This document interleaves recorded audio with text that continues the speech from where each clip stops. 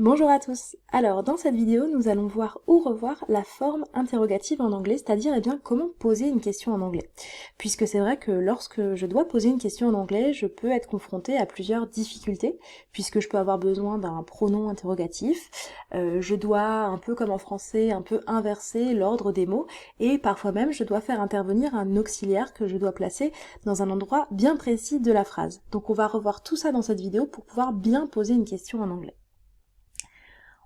On commence tout de suite avec les pronoms interrogatifs. Donc les pronoms interrogatifs, ils existent en français, ils existent aussi en anglais, et je vous en ai fait la liste ici. Donc où, quand, que, qui, comment et pourquoi. Et puis sans plus attendre, je vous donne leur traduction en anglais. Donc où se dit where, exemple where is my copybook. Quand se dit when do you want to leave.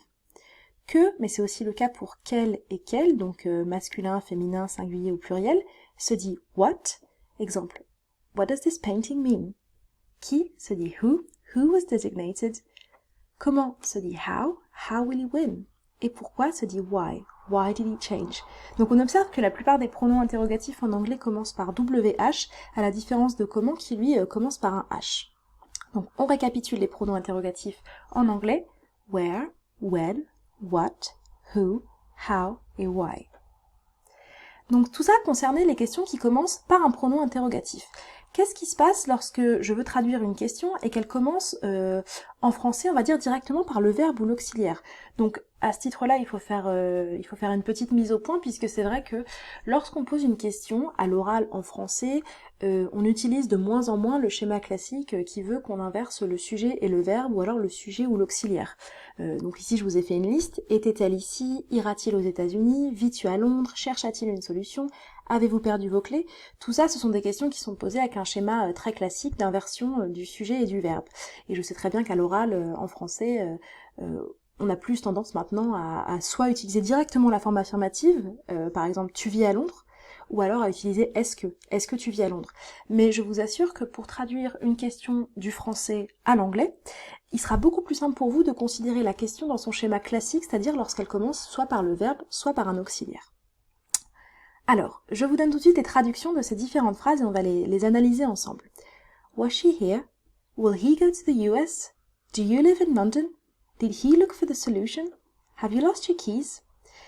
Donc ici on observe que la traduction de ces différentes questions, donc qui commençaient soit par un verbe, soit par un auxiliaire, commence en anglais elle aussi, soit par un verbe, soit par un auxiliaire, donc ils sont tous un peu différents. Ici on observe was, will, do, did, have, et donc tout ça répond à des règles qui font référence donc au verbe principal de la question et à quel temps il est conjugué et à quel temps je vais devoir le traduire en anglais.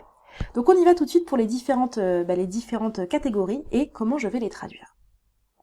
Tout d'abord, donc on s'interroge toujours quand on veut poser une question, quand on veut traduire une question du français à l'anglais, on s'interroge toujours sur, est-ce qu'il y a un pronom interrogatif?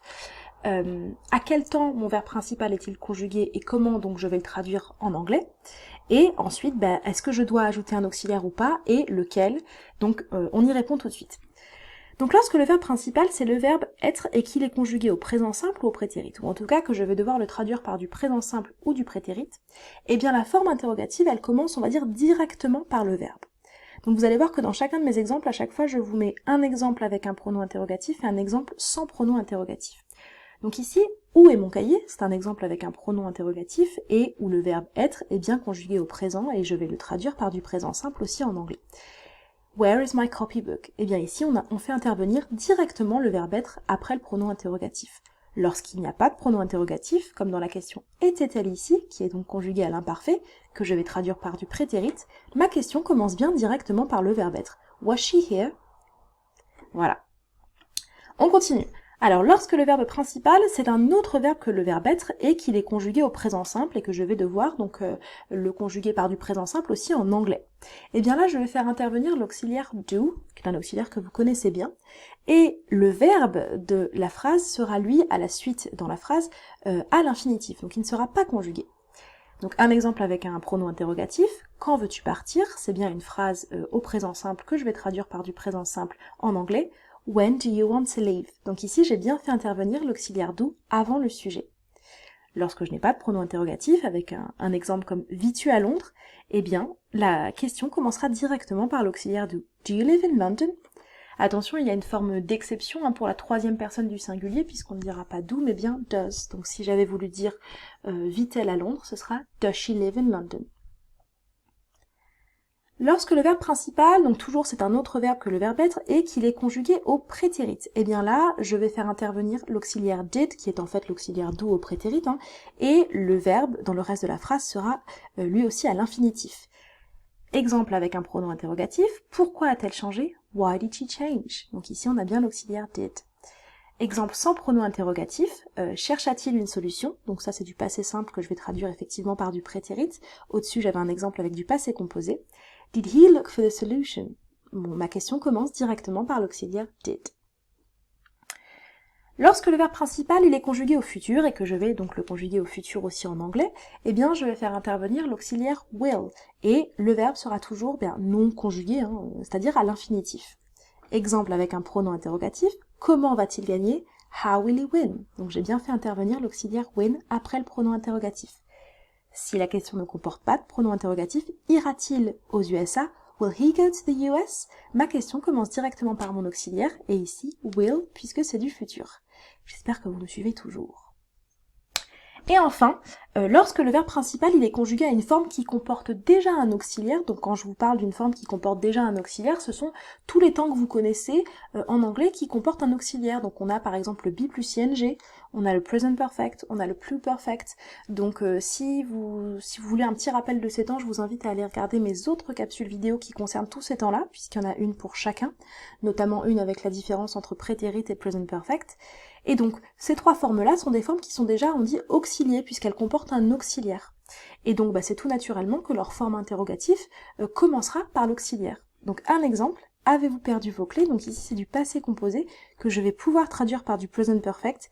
Je vais pas pouvoir rentrer dans les détails ici sur pourquoi je peux le traduire par du present perfect, parce que ça fera, c'est plutôt en référence à la vidéo sur le present perfect, mais en l'occurrence, ici, je peux. Et donc, dans le present perfect, qui est donc composé de l'auxiliaire avoir et du verbe au participe passé, pour sa forme interrogative, je commencerai directement par have. Have you lost your keys? Pour avez-vous perdu vos clés? Je donne un exemple avec du pluperfect. Donc le pluperfect rappelle l'équivalent du plus que parfait. Donc un exemple en français. Avait-elle abandonné? Had she given up? C'est un peu le même principe que le present perfect, sauf que l'auxiliaire il est conjugué au prétérit, l'auxiliaire avoir.